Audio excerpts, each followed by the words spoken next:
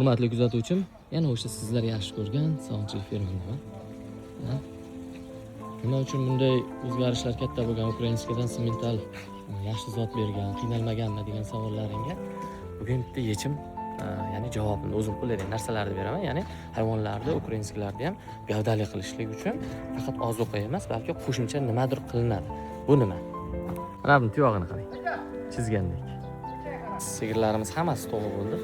Shu 12-chi sigirimiz. Biz hamma sigirimiz tug'ib bo'lgandan keyin Miyosdish preparatidan bitta butun qilib qo'yamiz. Sabab osil yetishmovchiligini to'xtatish, ya'ni o'sha organizm tezroq kuchga kirishi, ko'proq sut berishi uchun, ya'ni yegan ichganlarning tanasiga ko'proq birikishi uchun.